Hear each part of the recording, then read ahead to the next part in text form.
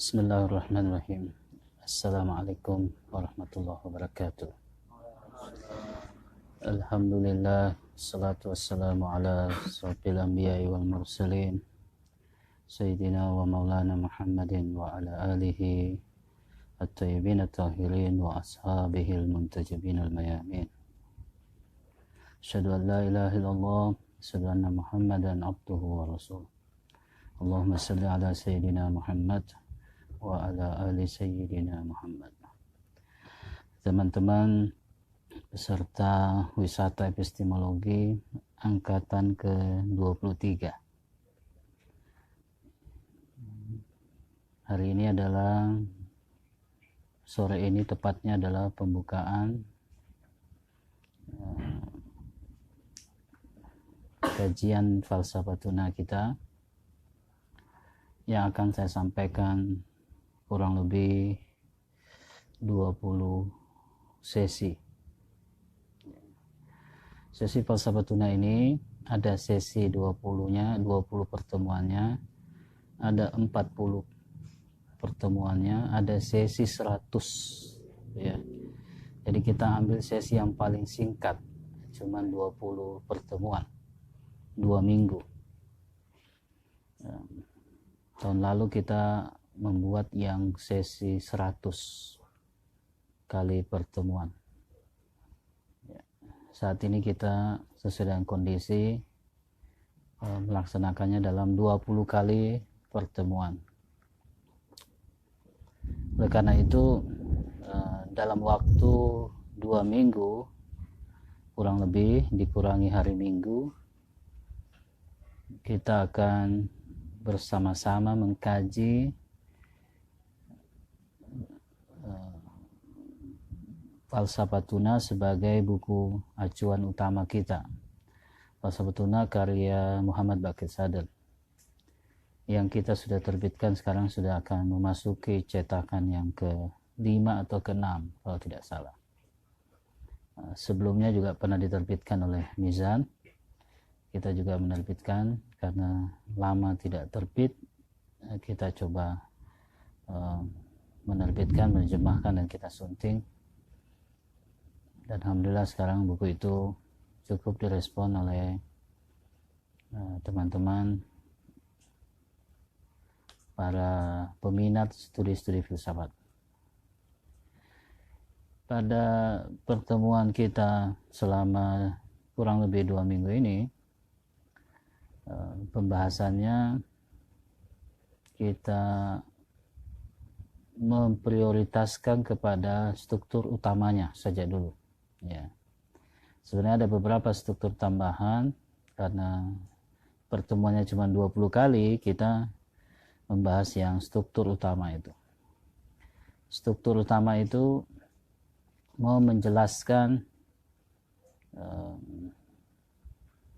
bagaimana pendekatan epistemologi untuk sampai kepada eksistensi atau keberadaan yang biasa kita sebut terkait dengan hal-hal yang metafisika. Ya. Salah satu problem mendasar filsafat kan adalah menjelaskan keterkaitan masalah-masalah fisika dengan metafisika, atau masalah-masalah material dan non-material. Ya. Ujung pembahasannya selalu sampai kepada masalah demikian. Bagaimana mengaitkan antara sisi yang nampak atau sisi yang zahir dengan sisi yang batin. Pengaitan itu adalah pengaitan yang memang betul-betul terjadi pada realitas secara objektif, bukan pikiran-pikiran kita. Bukan sebuah rasionalisasi saja, tetapi kita berusaha menempatkan struktur utama ini untuk menjelaskan bagaimana keterkaitan masalah-masalah fisika dan metafisika atau masalah-masalah material dengan non-material. Sebagaimana kita ketahui bahwa masalah-masalah material itu kan masalah yang memang mudah kita acu karena memiliki subjek yang menyandang kan. Berbeda dengan hal-hal yang non material karena kita tidak bisa mengacu subjeknya secara langsung berdasarkan persepsi kita secara indrawi. Ya. Itu dengan sangat mudah kita ingin menarik garis ilmiah itu, sangat mudah dalam arti begitu gampang kita bisa menarik hal-hal yang ilmiah ke dalam hal-hal yang non ilmiah. Biasanya itu dilakukan dengan sebuah bentuk jawaban dari hal-hal yang kita tidak bisa ketahui lebih lanjut, sehingga kita menempatkan sesuatu yang memang kita akui ada sesuatu pada dirinya tetapi tidak bisa kita ketahui. Sebagaimana kita ketahui bahwa Immanuel Kant di dalam teori pengetahuannya sampai kepada kesimpulan, salah satu kesimpulannya adalah pengetahuan analitik. Disebut pengetahuan analitik, tetapi yang dimaksud pengetahuan analitik itu adalah pengetahuan terhadap hal-hal yang metafisika. Ya. Hal-hal yang tidak dijangkau secara ilmiah. Ya. Dan kemudian itu disebut pengetahuan yang memang diakui keberadaannya, tetapi kita tidak bisa tahu lebih lanjut seperti apa sesuatu itu pada dirinya. Populer sekali dengan istilah das Ding an sich, ya. The case itself, sesuatu pada dirinya itu tidak bisa kita ketahui. Yang kita ketahui itu kan sesuatu itu pada kita. Ya. Jadi ketika kita mengatakan spidol, spidol yang kita ketahui itu adalah spidol yang pada kita. Bagaimana spidol pada dirinya? Ya. Bagaimana kespidolan itu pada dirinya? Apakah kita mengetahuinya? Sebagaimana dirinya. Jadi dasar berpikirnya memang bahwa seluruh konstruksi pengetahuan itu dibangun dengan dasar-dasar ilmiah. Material, ya. Karena kalau kita tidak mempersepsi, tidak melihat atau meraba hal-hal yang fisika itu, tentu kita tidak punya pengetahuan. Misalnya, kita misalnya mengklaim bahwa kita punya pengetahuan tentang Tuhan. Ini kata mereka, ya. Bagaimana pengetahuan kita tentang Tuhan? Dari mana kita bisa sampai pada satu kesimpulan bahwa Tuhan bisa diketahui? Ya. Sementara di dalam pengetahuan analitik, pada dirinya dia tidak bisa kita, dia sesuatu pada dirinya. Artinya apa? Semua yang kita katakan tentang Tuhan, kata mereka, itu tidak berkaitan tentang Tuhan pada dirinya. Karena semua yang kita katakan itu terkait dengan gambaran-gambaran yang sampai ke dalam pikiran kita. Ya. Persoalannya apakah kita sampai pikiran kita kepada Tuhan? Kalau tidak sampai, maka secara pengetahuan memang dia adalah termasuk di dalam pendekatan Immanuel Kant pengetahuan analitik. Ya, pengetahuan analitik itu pengetahuan yang nggak bisa diurai, ya. Berbeda dengan pengetahuan sintetik. Saya ingin mendahului pembahasan kita dengan pendekatan Immanuel Kant ini. Karena dampak dari filsafat barat sekarang ini, menurut para ahli, itu titik berangkatnya dari Immanuel Kant. Ya. Neo-Kantian. Ya. Jadi problem-problem yang sekarang muncul di dalam tradisi filsafat barat, itu berangkat titik baliknya dari Immanuel Kant. Ya. Nah, karena itu kita penting melihat persoalan pertama filsafat dari apa yang disampaikan oleh Immanuel Kant. Boleh saja kita menjelaskan filsafat keluar dari perspektif atau persoalan-persoalan yang disampaikan Immanuel Kant. Tetapi ada baiknya studi-studi kita juga berangkat dari persoalan yang ada. Ya. Kita tidak mungkin dalam waktu yang hanya 20 kali pertemuan, kita meletakkan dasar-dasar filsafat yang paling fundamental. Kenapa? Karena waktu yang tersedia sekarang ini, kita menampilkan persoalan-persoalan yang disampaikan dalam tradisi epistemologi Barat. Kenapa itu kita sampaikan? Karena ini juga banyak berkaitan dengan teman-teman yang latar belakangnya dari kampus. Kita sudah terbiasa dengan tradisi-tradisi ilmiah yang ada di kampus, kan? Ya. Kita semua juga tahu ketika kita belajar filsafat ilmu, ya, ruang lingkup cakupan pembahasannya kan biasanya terkait dengan hal-hal yang murni ilmiah, murni material. Bagaimana menjelaskan hal-hal yang non material, hal-hal yang metafisika? Dalam studi kita di kampus memang subjek pengetahuan itu terkait dengan murni hal-hal yang ilmiah. It's okay. Sesuatu yang tidak bisa kita tolak sepenuhnya karena memang secara pengetahuan kita memang berada juga pada wilayah ilmiah itu, kan. Tetapi kita punya persoalan di sini sebagai orang yang beragama. Apa hubungan agama dengan pengetahuan-pengetahuan ilmiah itu? Nah, di mana kita letakkan pandangan dunia agama kita terkait dengan filsafat ilmu pengetahuan yang disampaikan oleh Barat? Kita ketahui Barat itu, yang saya maksud Barat dalam sejarah awal filsafatnya, ya, setidak-tidaknya kita lihat pada Descartes, Immanuel Kant, John Locke, ya, ya. Kemudian nanti ada Comte, ya. Mereka orang-orang yang secara intuitif itu percaya kepada Tuhan. Mereka teistik, percaya kepada Tuhan. Tetapi kepercayaan itu tidak berkaitan dan berhubungan sama sekali dengan pengetahuan-pengetahuan ilmiah. Kalau tidak ada hubungan antara Tuhan dengan pengetahuan-pengetahuan ilmiah atau hal-hal yang metafisika dengan hal ilmiah, yang terjadi pasti adalah dualitas, keterpisahan.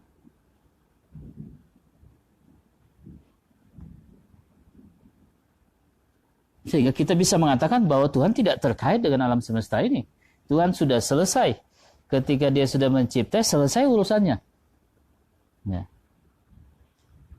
Di mana kita menempatkan pandangan dunia agama yang bicara tentang Tuhan itu? Kita lihat kecenderungannya di dalam pandangan dunia Barat, yang awal itu Eropa kontinental. Kita tidak punya gambaran secara epistemik. Apa kaitan Tuhan dengan ilmu pengetahuan itu, kan? Tentu itu bisa kita maklumi karena mereka reaksi terhadap abad pertengahan, ya. Ya. Jadi ada masa kegelapan di era Romawi itu, ya. Mereka tertutup dengan ilmu pengetahuan. Ya. Kemudian di abad ke-16 muncul Renaissance, ya, kebangkitan ilmu pengetahuan. Dan itu tidak mudah. Ketika muncul itu ada reaksi dari gereja pada waktu itu, ya. Ketika kita bicara gereja, ketika kita bicara Kristen, ini peradaban ilmu pengetahuannya, ya. Kita tidak berkaitan dengan penganutnya, tidak berkaitan dengan ajarannya.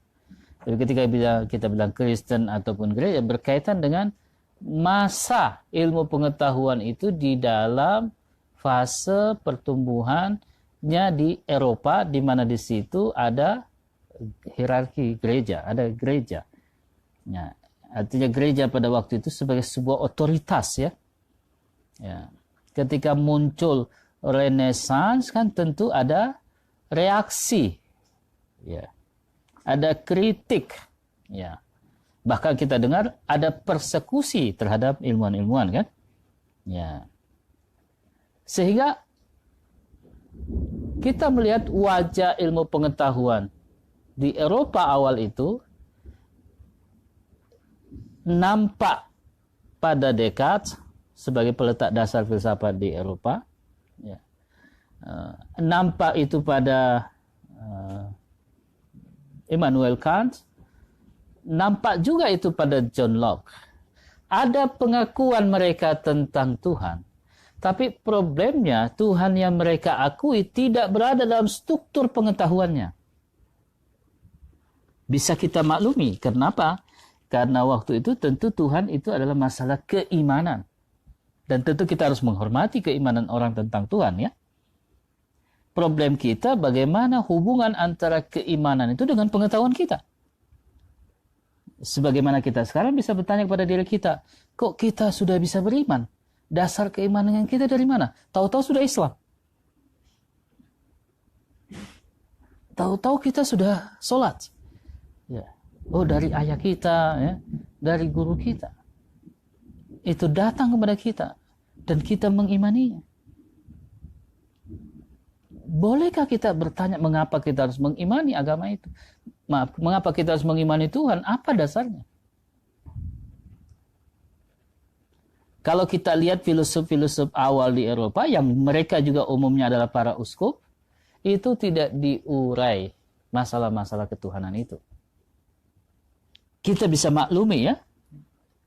Kenapa kita maklumi? Karena memang pengalaman gereja di situ, di mana institusi gereja ada institusi yang memiliki peran yang sangat dominan waktu itu. Ada yang mengotak-atik masalah keimanan bisa dipersekusi, kan? Ya. Ada yang mencoba mengkritisi masalah itu pasti akan dapat reaksi. Itu sejarah. Sejarah ini kalau kita lihat Profesor Magnus Suseno pun juga mengakui itu sebagai filosof yang mengenal baik tradisi filsafat Barat, sekaligus sebagai seorang Romo, gitu ya, mengerti bahwa tahu bahwa memang ada situasi pada abad ke-16 itu di mana gereja memang mereduksi itu, ya, di mana gereja juga melakukan hal-hal yang mungkin sekarang ini tidak seperti itu wajahnya saat itu. Tetapi para filsuf awal yang mendahului itu mereka percaya kepada Tuhan. Sebagaimana sekarang banyak orang yang percaya kepada Tuhan. Tentu sebagai satu masalah keimanan, theological belief, kita harus menghargai keimanan orang, ya. Tetapi ketika kita masuk dalam tendensi ilmu pengetahuan, kita mesti punya keberanian untuk menarik itu di dalam garis ilmu pengetahuan. Kenapa? Karena salah satu sifat pengetahuan adalah skeptisisme, keraguan. Tidak bisa serta-merta kita mempercayai sesuatu. Pengetahuan itu salah satu sifatnya kan dia memiliki sifat kritis.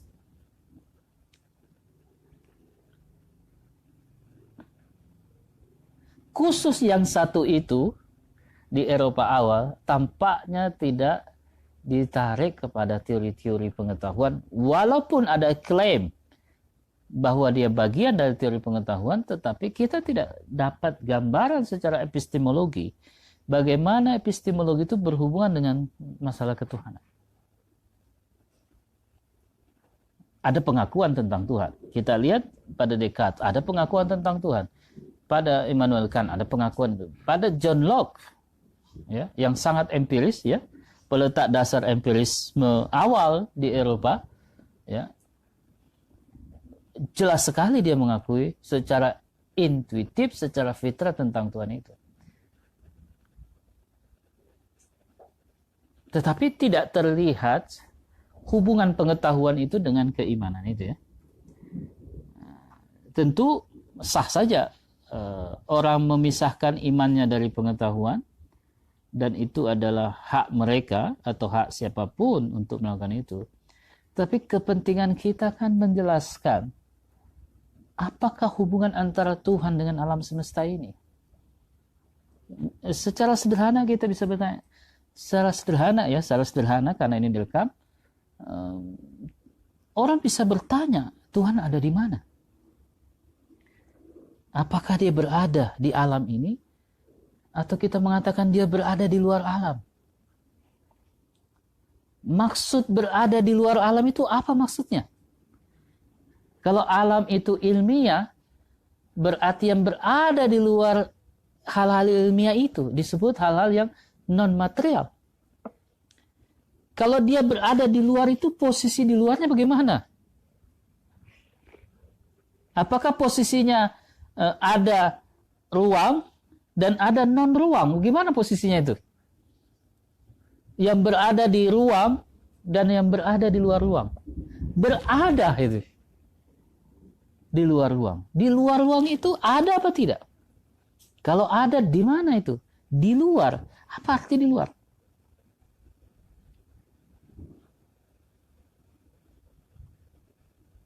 Kita yang ada dalam ruangan ini. Siapa yang berada di luar ruangan ini? Ketika kita bertanya, siapakah yang berada di luar ruangan ini? Ukuran yang berada di luar ruangan ini, ukurannya di mana? Tentu pada batas-batas yang ada di ruangan ini kan. Tembok-tembok ini kan. Pintu ini menjadi pembatas. Sehingga orang yang berada di luar ruangan dalam batas tembok ini, kita sebut dia berada di luar. Berarti antara yang ada di dalam dan yang ada di luar ada batasannya. Batasan itu bagian yang di dalam atau bagian yang di luar? Pintu ini kan batas antara yang ada di dalam ruang dan yang ada di luar ruang. Pintu itu sendiri di dalam ruangan atau di luar ruangan? Kita bisa mengatakan bahwa pintu sebagiannya di dalam dan sebagiannya di luar. Tetapi yang di dalam dan di luar ini berimpit. Berimpit kan? Ada enggak jarak antara pintu bagian dalam dan pintu bagian luar? Secara ilmiah tidak ada jaraknya. Apa arti dia berada di luar itu? Kalau kita mengartikan itu adalah sesuatu yang memang ruang sebagai acuan, yang di luar ruang itu batasnya apa antara ruang dan yang bukan ruang? Kan harus ada. Untuk mengatakan bahwa dia di dalam ruang dan di luar ruang. Untuk mengatakan bahwa kita di dalam dan yang lain di luar, kan ada batasnya. Nah sekarang apakah batas ilmiah dan non-ilmiah itu? Apa batasnya? Apakah batasan antara materi dan non-materi? Batasannya itu.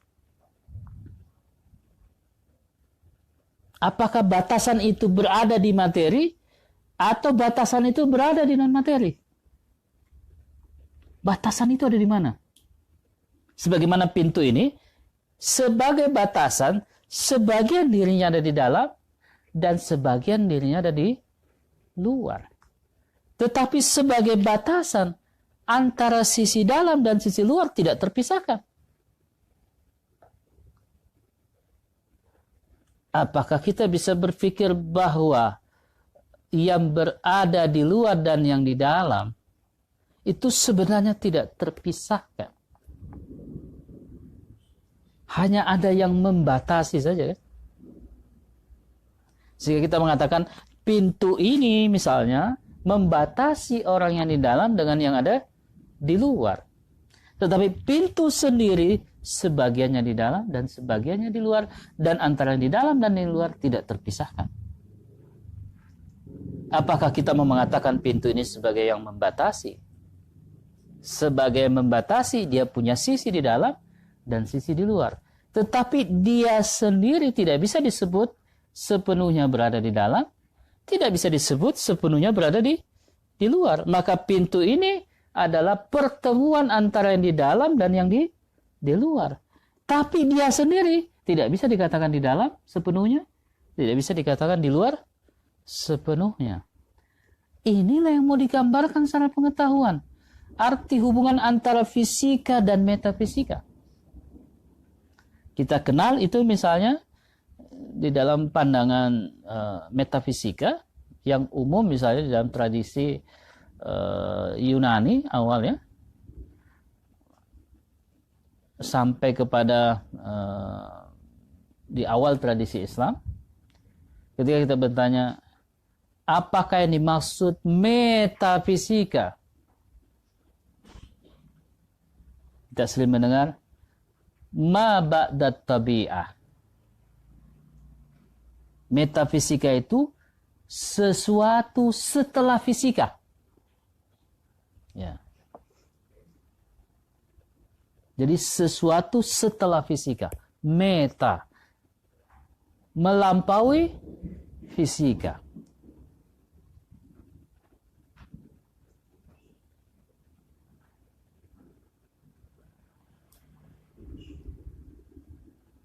Nah, kalau kita mengatakan metafisika itu setelah fisika, maka landasan metafisika, landasannya pasti fisika. Karena tidak mungkin kita mengatakan metafisik kalau kita tidak berlandaskan pada hal yang fisik. Maka metafisika itu sandarannya pasti fisika. Bagaimana kita tahu bahwa sesuatu itu metafisik? Bagaimana kita tahu bahwa sesuatu itu disebut metafisika? Tentu kita harus punya pengetahuan tentang fisika, ya. Bagaimana orang mau menjelaskan sesuatu yang metafisik, dia sendiri tidak punya pengetahuan tentang fisika? Bakir Sadr di dalam buku Falsafah Tuna menjelaskan metafisika dengan landasan-landasan fisika. Landasan, ya. Bagaimana saya mau mengatakan bahwa orang yang berada di luar ini, saya katakan di luar, kalau landasannya bukan saya yang di dalam? Saya mengatakan di luar karena acuannya saya yang di sini, kan? Karena saya mengatakan bahwa saya di dalam. Mereka berada di luar. Begitu juga ketika kita mengatakan metafisika yang melampaui fisika. Bagaimana bisa kita tahu bahwa dia melampaui fisika? Kita harus punya pengetahuan tentang hal-hal yang fisika. Ya. Umum misalnya orang bertanya, Tuhan itu tak terbatas. Terus kita kan tentu bisa bertanya, bagaimana Anda tahu bahwa Tuhan tak terbatas? Dari mana kita sampai pada pengetahuan bahwa Tuhan itu tak terbatas? Bagaimana kita bisa sampai bahwa Tuhan itu tak terbatas? Begitu juga ketika kita mengatakan Tuhan tidak bisa diketahui. Kita tahu dari mana? Kita tahu dari mana bahwa Tuhan tidak bisa diketahui? Kan Anda mengatakan Tuhan tidak bisa diketahui. Kok Anda tahu? Kok Anda tahu itu? Tahu kan ya? Dia tahu bahwa Tuhan tidak bisa diketahui. Tahu dari mana? Katanya tidak bisa diketahui.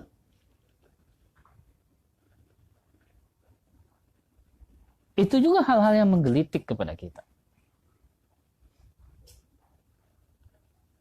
Nah, Bakir Sadr di dalam pelajaran kita tidak akan bermain dengan logika semata-mata. Kalau kita hanya pakai argumen logika, tentu gampang sekali seperti pernyataan tadi. Kita cukup menggunakan argumen-argumen kontradiktif. Tapi Ayatullah Bakir Sadr dalam buku Falsafah Tuna menjelaskan dengan argumen-argumen sains. Menggunakan konsep-konsep filsafat. Sedikit saja konsep logika. Walaupun jelas kita butuh logika. Tetapi ketika dia berdialektika dengan Barat, dia menggunakan apa yang digunakan oleh Barat. Di dalam pandangan dunia Barat. Ketika saya mengatakan Barat di sini, sekali lagi, mengacu kepada Eropa awal, ya, peletak dasar filsafat yang ada di Eropa awal abad ke-16, abad ke-17. Karena dia, Ayatullah Baqir Sadar, menguraikan filsafat itu dengan mempertemukan dengan nalar ilmiah, maka dia gunakan nalar ilmiah itu untuk menjelaskan filsafatnya. Sederhananya, kita mencoba memahami anak kecil, kita pakai pikiran orang dewasa kita. Ya nggak bisa nyambung. Nah, kira-kira Baqir Sadar begitu. Dengan ilustrasi analogi ini, ketika kita mau memahami anak kecil, cara berpikir anak kecil, jangan gunakan cara berpikir kita orang dewasa. Pasti kita stres. Kamu itu mainan kok sudah diatur, dibongkar lagi. Kalau kita bilang desa, ini ngawur ini, disusun baru dibongkar lagi. Cara berpikir kita mestinya disusun, jangan dibongkar lagi, kan sudah disusun. Misalnya begitu. Tapi dia bongkar lagi. Karena kita menggunakan cara berpikir kita tidak akan paham anak kecil itu. Begitu juga dilakukan Baqir Sadar dalam Falsafah Tuna. Dia mencoba memahami nalar ilmiah dengan menggunakan nalar ilmiah itu sendiri untuk menjelaskan filsafatnya. Menurut saya itu elegan sekali, ya. Sama dengan kita mencoba menjelaskan misalnya agama Kristen menggunakan penjelasan agama Islam. Tentu sebagai sebuah penjelasan argumen silakan saja. Tetapi jauh lebih baik kalau kita mencoba memahami atau menjelaskan pandangan kita tentang Kristen berangkat dari pandangan mereka dulu.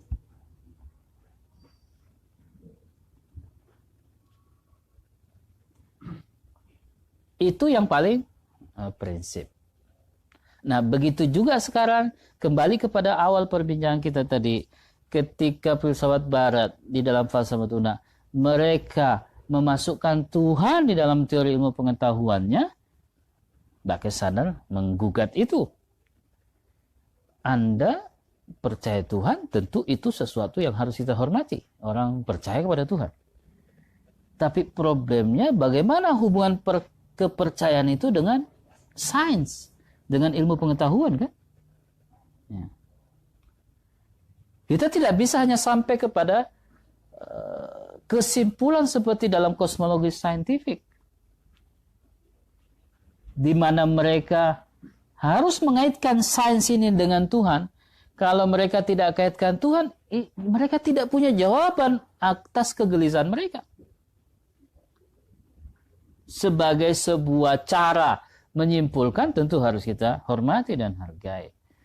Tetapi buat kita tetap begitu menggelisahkan. Kenapa begitu menggelisahkan? Karena kita hanya lari kepada Tuhan atas sesuatu yang kita tidak punya jawaban. Apakah itu bukan teologi negatif? Kita bertuhan atas ketidakmampuan kita, ketidakberdayaan kita, ya itu juga berteologi. Tetapi dalam teori pengetahuan itu disebut negatif teologi. Sah saja. Ya. Sama dengan anak muda, ya karena sudah tidak ada pilihan, ya terpaksa kau saja yang saya pilih. Ya. Tidak ada pilihan lagi. Ya. Gimana rasanya ya? Perempuan itu ketika dijadikan objek karena tidak ada pilihan kita ke dia. Gimana rasanya? Kan tidak mandiri rasanya pilihan itu, ya.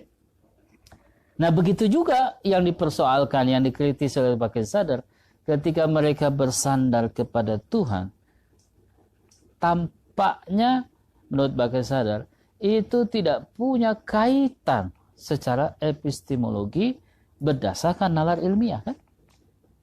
Tentu kalau menggunakan konsistensi ilmiah, ya benar mereka tidak bisa melihat Tuhan, kan? Ya karena memang paradigmanya adalah ilmiah, material, sedangkan Tuhan tidak bisa diacu secara ilmiah, maka Tuhan dikeluarkan dari teori pengetahuan itu. Nampak konsistensinya, kan? Tetapi masalah kita, bagaimana Tuhan dipisahkan dengan ciptaannya? Berarti ada jarak antara hal-hal yang dicipta dengan penciptanya. Kalau ada jarak berarti alam ini tersusun. Kan muncul problem yang menggelisahkan kita.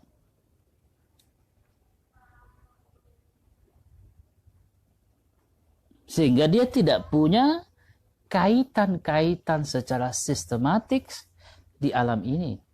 Kecuali dia adalah sesuatu yang berada di luar. Kita hanya berdoa supaya dia berperan dan terlibat. Ya Allah, bantu saya, berikan rezekimu. Ya. Kemudian kita bayangkan Allah membantu yang ngasih rezeki. Padahal permohonan kita kepada Allah, doa kita kepada Allah itu sesuatu yang baik. Tetapi syarat-syarat berdoa kan ada syarat ilmiahnya. Bagaimana kita, ya Allah berikan rezekimu, lantas kita duduk-duduk dan menunggu di rumah. Kan tidak ada syarat ilmiahnya. Tentu baik saja kita berdoa kepada Allah Subhanahu wa taala, ya Allah berikan saya jodoh. Tetapi beda kalau kita berdoa kepada Allah, ya Allah saya melihat ada beberapa pilihan. Ya. Secara ilmiah saya lebih nyambung dengan yang A. Tapi ini kita berdoa menyerahkan semua sama Tuhan. Ya Allah berikan jodohmu. Dan tentu Allah bertanya, jodoh itu begitu banyak. Ya. Nanti saya kasih ini tidak memenuhi syarat ilmiahmu. Nanti saya kasih ini kau bilang, bukan itu ya Allah. Ya. Kenapa? Karena kita tidak membangun syarat-syarat ilmiah. Kan? Tentu berbeda kalau ya Allah berikanlah jodohmu. Ada yang saya punya pandangan ya Allah, orangnya seperti ini. Saya merasa cocok dan nyambung dengan dia. Kalau ini adalah pilihan terbaik, dekatkan saya. Jadi ada subjeknya. Nah ini kita berdoa kepada Allah tidak memiliki arah secara ilmiah. Misalnya, ya Allah panjangkanlah umur hamba. Tentu Allah bertanya, umur berapa yang kau minta? Seringkali kita berdoakan tidak ilmiah. Bayangkan kalau Allah panjangkan umurnya sampai 100 tahun.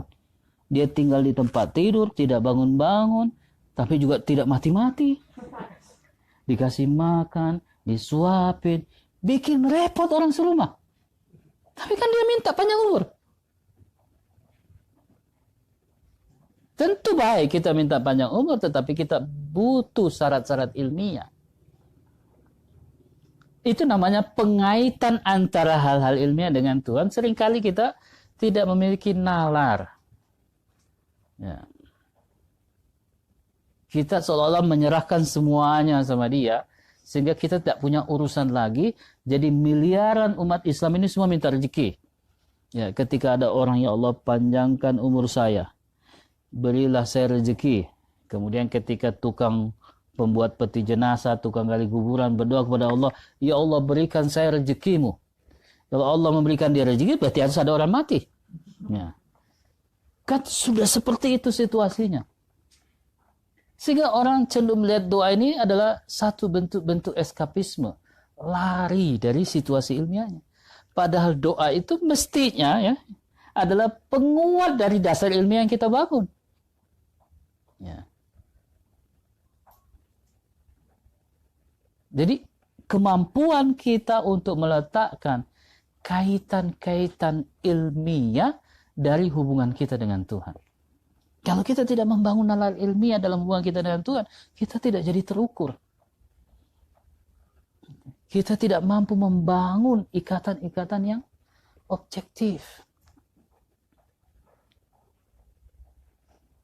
Sehingga perkara semua diserahkan kepada Tuhan.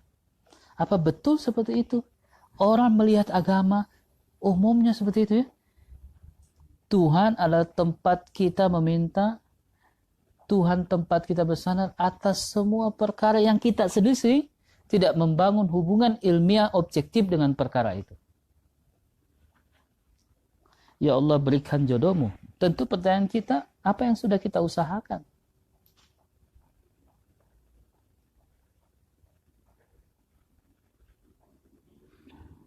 Tentu akan berbeda orang yang meminta jodoh, meminta rezeki dengan mengusahakan syarat-syarat ilmiahnya, dengan yang meminta yang tidak memikirkan syarat-syarat ilmiahnya. Ada satu konsekuensi paradigma yang berbeda kan?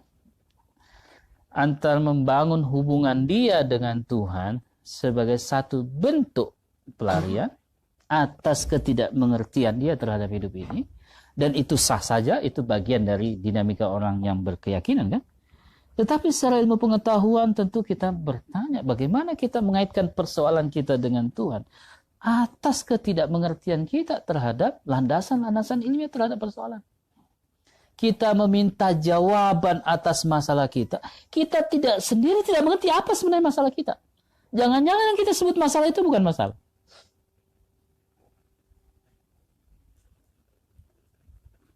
Misalnya kita berkata, ya Allah berikan rezekimu, hamba tidak punya uang untuk membayar uang sekolah anak saya bulan ini. Apa betul dia tidak punya uang? Padahal dia punya motor. Motor itu kan bisa jadi duit. Itu yang saya maksud ya. Kita berdoa tetapi tidak memiliki dasar-dasar ilmiah. Motor ini bisa jadi duit. PPKB-nya bisa digadaikan, bisa jadi duit.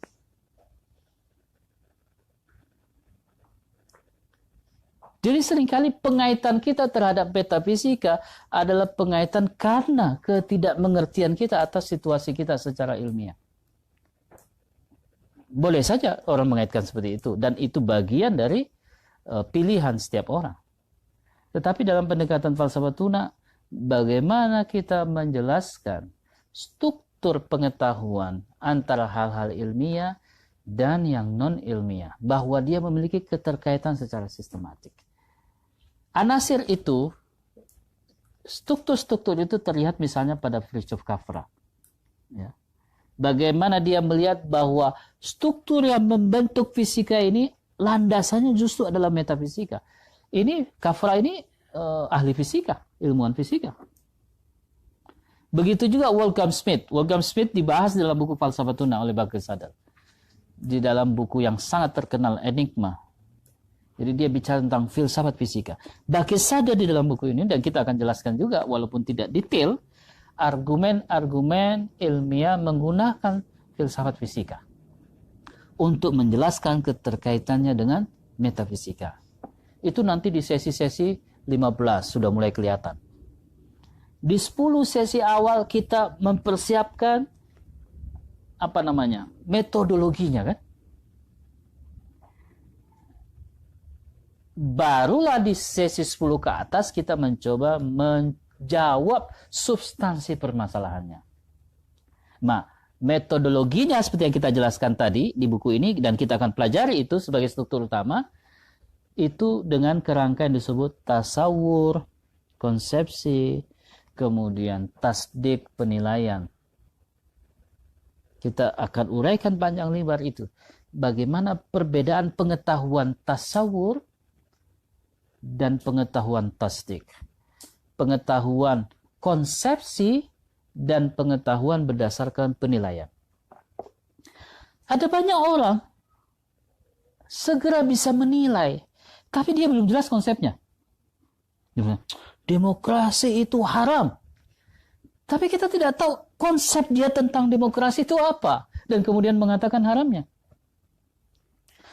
Saya sedang menanggapi tulisan Ustaz Felix. Beliau salah satu orang yang berpendapat dan bahkan menggerakkan pendapatnya lewat HTI bahwa demokrasi itu haram. Tetapi ketika saya lihat argumen-argumennya, secara substansi dia menerima pokok-pokok demokrasi. Jadi seringkali penolakan orang terhadap demokrasi karena acuan barat. Itu namanya tasdik. Tetapi demokrasi secara substantif itu ada dalam pandangannya. Misalnya, menghargai perbedaan. Itu salah satu substansi dari demokrasi kan? Menghargai perbedaan. Pokok soal dalam demokrasi. Walaupun kalau kita kembali kepada dasar terbentuknya kan itu dari rakyat untuk rakyat dan oleh rakyat. Tetapi dalam pengelolaan itu kan ada substansi. Seringkali orang sama-sama menerima substansi keadilan yang berbeda penilaian dia tentang adil. Misalnya di pengadilan, seorang keluarga korban mengatakan keputusan hakim tidak adil. Pelaku juga mengatakan keputusan hakim tidak adil. Antara pelaku dan korban, dua-duanya menuntut keadilan. Artinya secara substantif mereka terima pentingnya keadilan kan? Yang berbeda adalah penilaian. Nah, itu yang diuraikan Baqir Sadar. Bagaimana melihat pengetahuan secara konsepsi dan pengetahuan secara penilaian. Kita seringkali langsung kepada penilaiannya, tapi kita tidak punya dasar-dasar konsepsi. Misalnya ketika Ustaz Felix mengistimbat, memutuskan bahwa tidak ada demokrasi dalam Islam. Misalnya. Tetapi ketika lihat peristiwa-peristiwa Islam, pasca kenabian, khilafah, pemilihan khalifah, itu kan ada pemilihan. Sepentingnya Rasul, ada pemilihan di Saqifah Bani Sa'ad, kan? Ada pemilihan itu. Walaupun juga ada penunjukan ya dari khalifah, tapi ada pemilihan. Nah, yang mana sebenarnya dasar Islam? Pemilihan atau penunjukan? Itu yang harus kita pahami secara konsepsi. Nah, seringkali kita sampai kepada penilaiannya, tetapi kita tidak tergambar konsepnya. Nah, di awal kita mendudukkan dulu pengetahuan secara konsepsi itu apa sih? Misalnya orang menulis, paling rumit itu di Facebook ya. Karena orang sudah mendeklar penilaiannya, tapi kita tidak tahu konsep dasarnya apa. Itu sulit sekali. Termasuk di grup-grup filsafat. Yang di tempatnya di grup filsafat apa itu? Itu bagus sekali semangatnya untuk berdiskusi. Tetapi definisi dia tentang apa yang didiskusikan, kita tidak pernah tahu sebenarnya apa definisinya. Misalnya tentang ruang, tentang waktu. Apa sih yang dimaksud waktu itu? Orang saling menanggapi penilaiannya. Tetapi asasnya, konsepnya itu bagaimana? Itu yang paling rumit. Tapi kita boleh menilai, silahkan saja. Tetapi sebaiknya penilaian itu berdasarkan konsepnya. Saya sering mencontohkan secara sederhana. Ada kucing, makan ikan kita. Kemudian kita lempar kucing. Kucing kurang ajar. Padahal kucing tidak punya konsep kurang ajar. Jangankan kurang ajar, konsepnya saya tidak. Tapi kita sudah mengatakan kurang ajar ini kucing.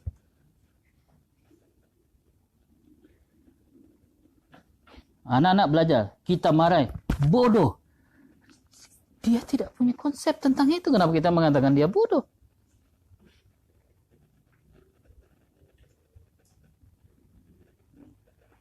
Itu satu ilustrasi bahwa kita segera dengan cepat bisa menilai, tetapi kita seringkali tidak cukup kuat dan mampu untuk memahami. Nah, kelebihan Baqir Sadar di dalam Falsafah Tuna ini, dia berusaha memahami beratus-ratus halaman dulu apakah yang dimaksud pengetahuan, konsepsi di dalam pandangan Barat. Itu penting buat kita. Tidak tergesa-gesa kita menilai kalau kita tidak punya kesiapan untuk memahami konsepnya. Nah, begitu juga ketika Baqir Sadar mengurai apa sih yang dimaksud Tuhan di dalam konsepsi Barat. Akhirnya sampailah Baqir Sadar, mereka sebenarnya tidak mengkonsepsi Tuhan. Mereka menilai adanya Tuhan, bukan mengkonsepsi. Nah, kalau kita bertanya, penilaian adanya Tuhan itu konsepnya dari mana? Bisa jadi itu sudah ada keimanan di dalamnya kan? Pertanyaan konsepsi, kenapa kita bisa mengimani? Itu pertanyaan konsepsi. Kalau pertanyaan keimanan kan pertanyaan mengapa kita harus mengimani? Kan pertanyaan konsepsi mengapa kita harus mengimani? Kalau pertanyaan penilaian kita harus mengimani berdasarkan acuannya. Perintah kita, perintah ini, itu namanya acuan. Yaitu tasdik, itu penilaian. Sedangkan konsepsi dia harus berdiri di dalam diri kita sebagai satu gambaran. Ya, satu citra yang jelas tanpa melibatkan penilaian orang. Nah, maka di dalam forum Falsafah Tuna kita ini, mari kita bersama-sama di dalam 20 sesi ini berbicara secara terbuka, sederhananya begitu. Ini adalah forum ilmiah, kita berani dan terbuka bahwa kita punya pandangan yang bisa jadi bertentangan dengan pandangan sebagian orang, bahkan sebagian orang yang beragama, tetapi kita perlu merumuskannya secara mandiri. Mungkin bahasa sederhananya, walaupun itu mungkin tidak terlalu pas, kita lepaskan dulu keimanan. Kita murni bicara pengetahuan dulu, kira-kira begitu ya. Keluar dari ruangan ini, mari kita kembali kepada keimanan kita masing-masing. Ya. Tetapi dalam ruangan itu kita lepaskan, kita mulai berbicara jujur saja. Pengetahuan butuh itu kan. Ya. Kita bicara jujur, insya Allah dengan izin Allah, majelis kita diberkati karena kita sedang berusaha untuk memahami dalam ruang yang terbatas ini. Orang bertanya kenapa tidak direkam semua? Ya, masalahnya publik. Ya. Ada yang duduk-duduk sambil makan-makan, ada strukturnya lewat, repot kita kan. Ya. Ya. Enak saja kalau sudah rekaman itu dia bisa pilih-pilih kan. Itu kita mohon maaf, kita tidak merekam sesi-sesinya. Hanya di pendahuluan saja. Kita ingin menjabarkan, pada intinya saya ingin memberikan 3 kesimpulan. Pertama, sebagaimana penggambaran di awal, kemunculan pengetahuan yang tidak bersambung dengan nalar agama. Yang terjadi pemisahan agama dan ilmu pengetahuan. Barat memiliki sikap seperti itu dan tentu kita harus hormati sikap mereka. Tapi buat kita memunculkan pertanyaan. Karena ini juga bukan hal yang mudah. Karena dalam tradisi Yunani, pasca Aristoteles, pasca Plato ada Helenis ya. Ada Neoplatonis yang dibawa oleh Plotinus. Ya, di situ ada filsafat yang menggabungkan dengan mistisisme kan? Plotinus. Kemudian di dalam dunia Islam ada kritik filsafat yang dilakukan oleh Imam Al-Ghazali. Dan kritik Imam Al-Ghazali juga bukan main-main. Memberi dampak yang besar di dalam perkembangan filsafat. Ya.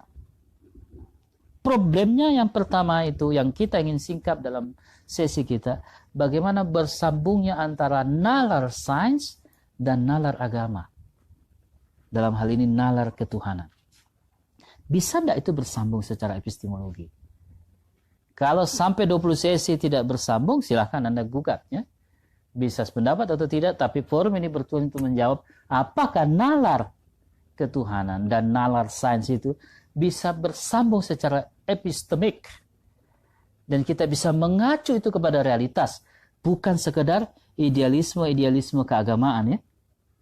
Idealisme keagamaan ini kita takut nanti kita sesat. Ya. Takut kita menyalahi keimanan. Tentu itu baik. Tetapi dalam ruang intelektual ini kita lepaskan dulu kepercayaan-kepercayaan itu, ketakutan-ketakutan ini ya. Di batas ruang intelektual tentunya ya. Di luar itu ya kita harus kembali ngaji, kita sholat ya. Tetapi di ruang ini kita lepaskan dulu sementara, artinya lepas sementara ini juga sebenarnya tidak terlalu pas, tapi kira-kira kita jangan khawatir dulu.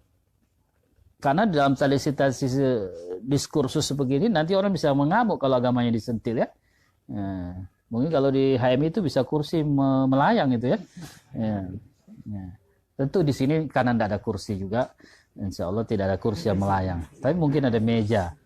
Jadi kira-kira mari kita mencoba keluar dulu dari dogma dan kepercayaan yang kita yakini dan tentu kita hormati itu dalam waktu 2 minggu sambil kita menjalani keyakinan kita di luar, tapi di ruang ini tentunya kita mencoba berbicara secara terbuka dan mulai jujur dulu sebenarnya apa arti iman ini buat saya. Mengapa saya harus beragama? Mengapa saya harus disuruh sholat? Ya. Apa kaitan antara semua ini, antara peristiwa-peristiwa saya secara fisik dan metafisik? Itu yang pertama ya.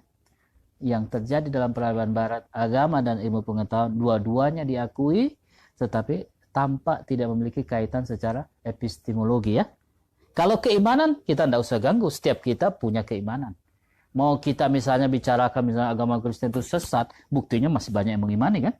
Jadi masalah keimanan itu masalah yang memang misterinya Tuhan. Tapi kita butuh menjelaskan itu dalam kaitan pengetahuan. Barat Descartes semua mengakui Tuhan, tetapi problem pengakuan itu tidak diletakkan dalam struktur pengetahuan. Apakah konsekuensinya? Terjadilah pemisahan antara agama dan ilmu pengetahuan. Konsekuensinya adalah sekularisme. Ya, konsekuensinya itu. Jadi ketika mereka memisahkan agama dan politik, konsekuensi. Konsekuensi yang lebih problematik lagi pemisahan antara agama dan politik, ya. Pemisahan-pemisahan itu. Dalam hal tertentu bisa kita pahami karena sebagian konsepnya bisa kita terima, tetapi sebagian tidak bersambung dalam nalar kita. Bagaimana mungkin kita bisa sangat ilmiah dalam urusan-urusan kehidupan kita, tetapi ketika masuk kepada Tuhan, kita meninggalkan dasar-dasar ilmiah kita. Sehingga dia hanya tempat untuk lari saja. Kepercayaan tetapi tidak punya sana. Itu yang pertama. Yang kedua, kita ingin merumuskan bagaimana kerangka epistemologi di dalam dua pendekatan. Pendekatan tasawur, pendekatan konsepsi, dan pendekatan penilaian. Kata Bakir Sadar, yang terlihat di dalam sistem filsafat barat, tampaknya menurut Bakir Sadar ya, nanti kita harus buktikan, dan Anda bisa sependapat, bisa tidak sependapat, mereka tidak bisa membedakan mana konsepsi, mana penilaian. Kita lihat misalnya orang-orang yang membuat status di Facebook ya. Ketika mereka membuat status, ini konsepnya dari mana, penilaian dari mana. Misalnya, hidup ini mengalir. Ya. Kita jalan saja seperti apa adanya, mengalir saja. Konsep mengalir ini diambil dari mana? Kira-kira. Kalau kita mengalir, nanti kita dibawa kemana-mana. Apa maksudnya itu mengalir? Itu kan konsep ya. Tapi penilaiannya begitu bahwa hidup ini mengalir. Dan hak orang untuk menilai hidup itu mengalir kan. Tetapi secara konsepsi, kalau mengalir, berarti kalau kita dibawa ke kanan, ya ke kanan. Sesuai aliran air. Ya. Terus pertanyaannya lagi secara konsepsi. Siapa yang mengalirkan?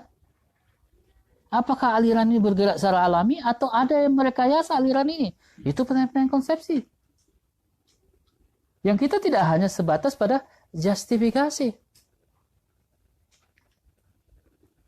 Misalnya orang mengatakan begini, Tuhan itu satu, tafsirnya banyak. Ya. Tuhan itu satu, tafsirnya banyak. Ini penilaiannya. Menilai bahwa Tuhan itu satu, tafsirnya lah yang banyak. Berarti ada dua. Ada pernyataan bahwa Tuhan itu satu, ada tafsir bahwa Tuhan itu banyak. Kalau kita bertanya, yang tafsirnya banyak, is okay. Tidak ada masalah kan? Memang penafsiran itu bisa banyak. Tapi apa yang dimaksud Tuhan itu satu? Karena ada pernyataan Tuhan itu satu. Kalau tafsirnya banyak, is okay. Karena kita pasti menafsir kan? Tetapi apakah maksudnya Tuhan satu? Dari mana? Dasar mengatakan Tuhan itu satu. Kalau dasar mengatakan tafsirnya banyak, kita bisa mengerti kan? Tapi apa maksudnya Tuhan itu satu? Ini namanya konsep. Tapi kita sudah lebih banyak mengarah kepada tafsir. Bahwa Tuhan itu banyak tafsirnya.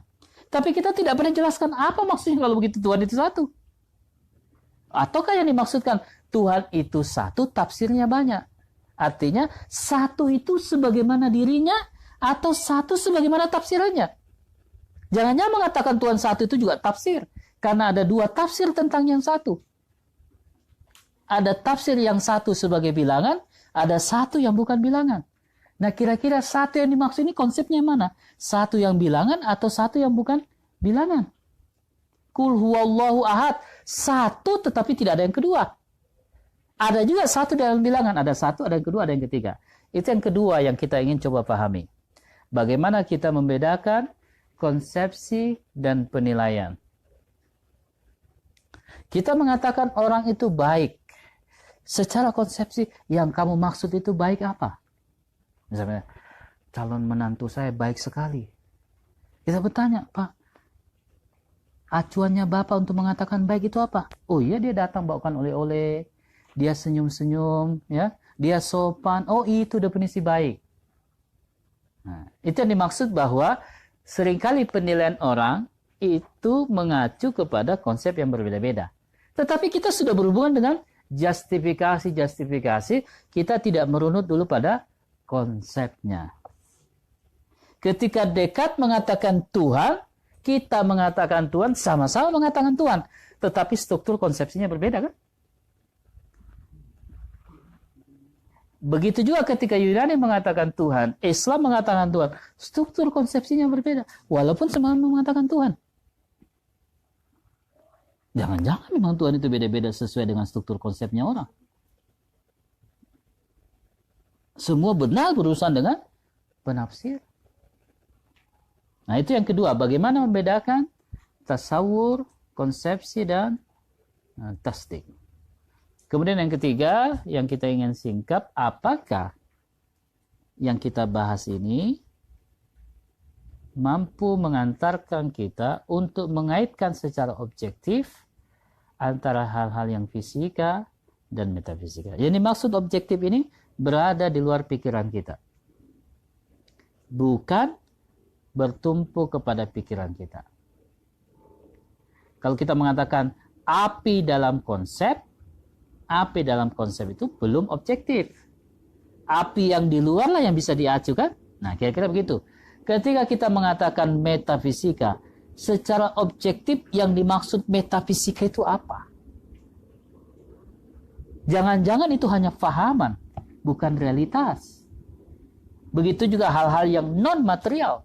Jangan-jangan itu adalah fahaman tentang materi. Namanya non-materi.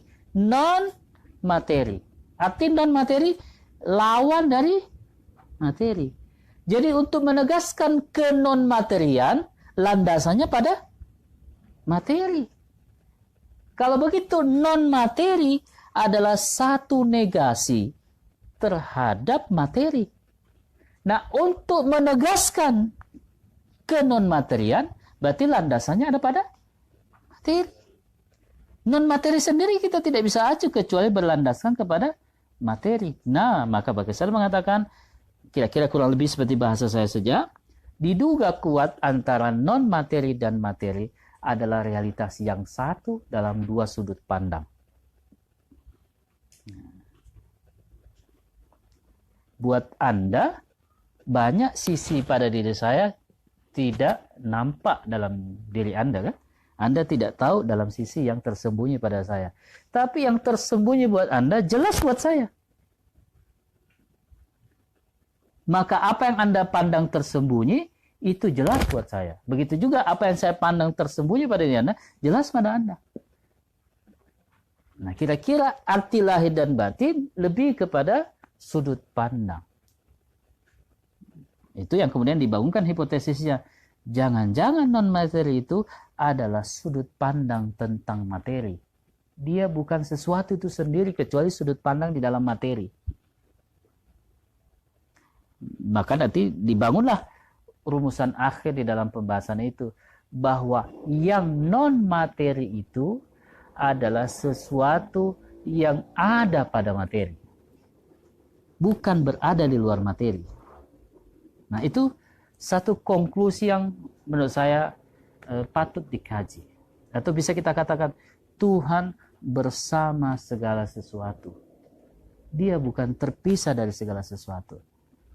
Tapi segala sesuatu itu bukan Tuhan. Tuhan bersama segala sesuatu, tapi segala sesuatu itu bukan Tuhan. Sama dengan kita mungkin bisa mengatakan, saya dan kamu tidak bisa terpisahkan. Tapi jelas saya bukan kamu. Tapi kita tidak bisa dipisahkan. Itu pemahaman materi dan non-materi. Non-materi dan materi tentu sesuatu yang berbeda. Tetapi dia tidak bisa dipisahkan. Saya dan kamu, kita tidak bisa berpisah. Tidak ada yang bisa memisahkan kita. Tetapi jelas kamu, saya. Nah, tidak ada arti menyatu secara esensi, tapi juga tidak bisa dipisahkan. Nah, itu yang kemudian dijelaskan dalam konsepsi. Apa maksudnya sesuatu yang berbeda tetapi tidak bisa dipisahkan? Dua sesuatu yang kita lihat dalam kerangkanya berbeda, tetapi dalam struktur pertemuannya kita lihat tidak bisa dipisahkan. Materi dan non-materi itu di dalam persepsi kita bisa bedakan, tetapi akhir dari persepsi itu dia adalah sesuatu yang tidak terpisahkan.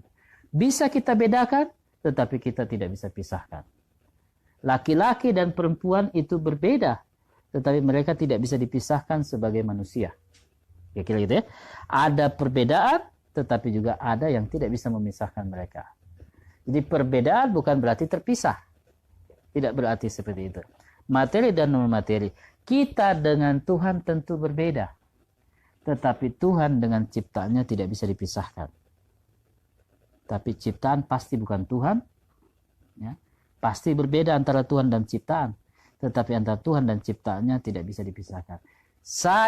Kita dengan Tuhan itu berbeda. Tapi bagaimana kita mengatakan kita berpisah dengan Tuhan?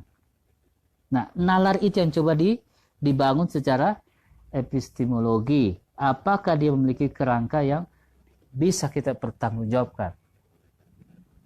Tentu landasannya ilmiah. Itulah menurut saya yang menarik dalam falsafah tuna itu, menjelaskan pandangan-pandangan metafisika dengan basis fisika. Itu menurut saya dasar pokok dan penting. Karena seringkali agama kita ini terpisah dari nalar-nalar ilmiah, kan? Sehingga agama dipandang hanyalah masalah-masalah yang tidak ilmiah. Syariati mengatakan struktur pandangan dunia agama itu sangat ilmiah. Arti ilmiah inilah yang harus kita ungkap. Jangan-jangan kita bisa juga menjelaskan satu perspektif baru tentang hal-hal yang ilmiah, berbeda dengan ilmiah yang dimaksudkan Barat. Kita juga harus punya satu persepsi yang dimaksud ilmiah. Ilmiah yang dimaksudkan Barat, murni ilmiah, ya, terpisah dengan hal-hal yang logis. Sedangkan ilmiah yang kita maksud dalam filsafat Islam tidak boleh dipisahkan dengan hal-hal yang logis. Apa yang nampak bersamanya juga ada yang tidak nampak. Dalam epistemologi, teman-teman akan mendapatkan matrikulasi itu. Mudah-mudahan ada manfaatnya. 3 landasan pokok yang akan kita coba kaji di dalam pertemuan dan forum kita. Akhirul kalam. Wassalamualaikum warahmatullahi wabarakatuh.